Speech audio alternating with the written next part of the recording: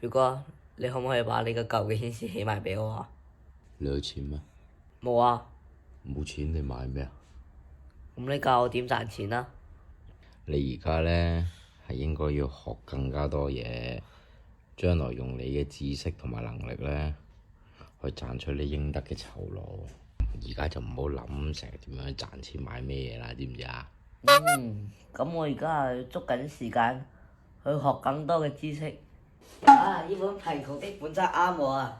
貧窮嘅本質，你睇唔睇得明㗎？我初三噶啦，我識字噶。咁你自己慢慢睇㗎啦嚇。冇睇咁夜，係咁易睇下得㗎啦，知唔知啊？夜啦，要瞓啦。啊，得啦。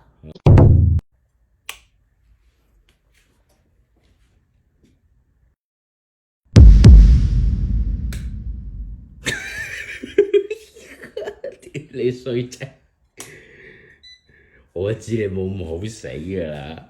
鐘。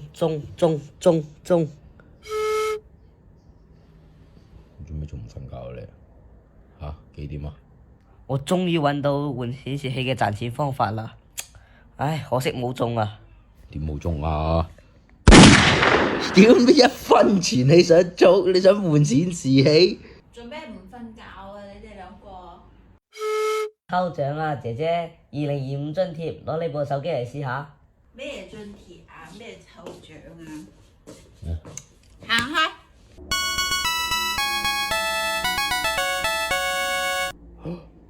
Yes，中咗啊，表哥！唔係真係中咗啩？我點知啊？你問下佢。真係㗎，真係有啊！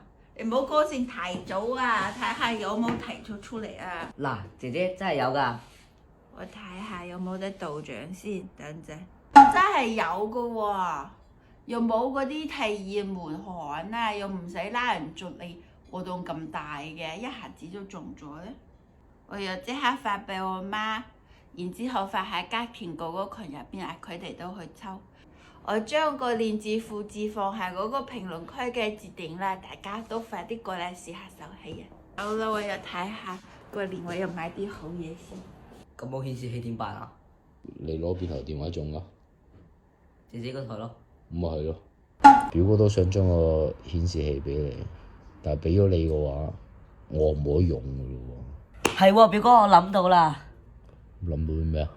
表哥，你而家把你呢個舊顯示器俾我，咁我過年鬥到利是錢俾買個新嘅俾你，咪得咯。你又幾醒目嘅喎。我真係好佩服自己嘅智慧啫。